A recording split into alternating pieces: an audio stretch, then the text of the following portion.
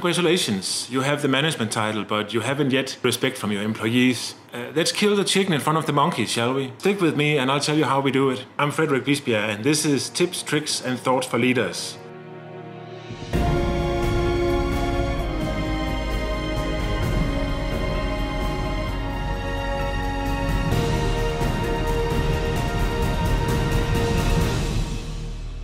Before we move on, make sure that if you haven't already done so, subscribe to the channel. This channel is built on more than 20 years of successful leadership worldwide. I've been coaching literally thousands of leaders. Today we'll be talking about killing the chicken in front of the monkeys. I believe it's an old Asian saying, and it's something that's very applicable to leadership if you as a manager is dealing with teams that won't do as you say. Unfortunately, it's quite common if you're appointed as a manager to a team or a unit where you're either elevated up to the new position or you're getting a position in a new business unit or you're dealing with a new team that don't know you. These teams can be quite strong. They can have formed their own cliques. They can even be working against you. Maybe they don't appreciate you becoming their leader. Maybe they've expected one of their people to become the leader, so you're intruding into their area. No matter what, you'll have to deal with it because you cannot have a team that works against you. And this is killing the chicken in front of the monkeys. Killing the chicken in front of the monkeys is setting an example. And when you set an example, you have to make sure it's a strong example that you set. This is obviously not easy, but you have to do it. You cannot have a team that works against you. Setting an example can be many things. Typically, it's finding bad seeds in your teams or in your organization and publicly giving them a warning, publicly displaying this is not okay and now I'll tell you don't do it again. Before doing so, you need to do your homework.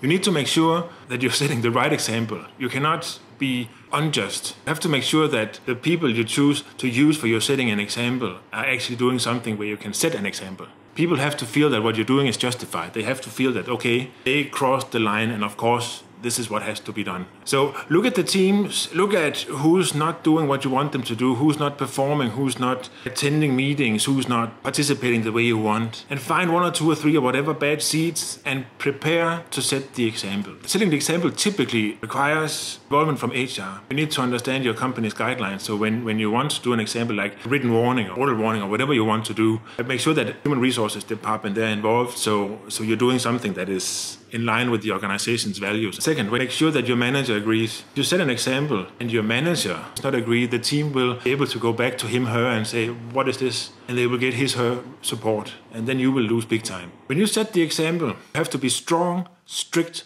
and fair. You have to deliver the message hard, direct, and consistent. But it also has to be delivered in a way where you are fair. It doesn't make sense that you just kill people in front of everybody.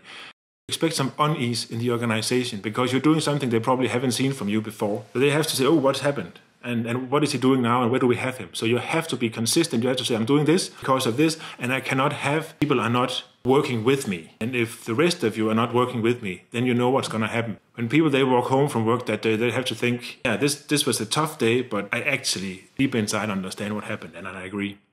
Now it's done. No regrets. Move forward.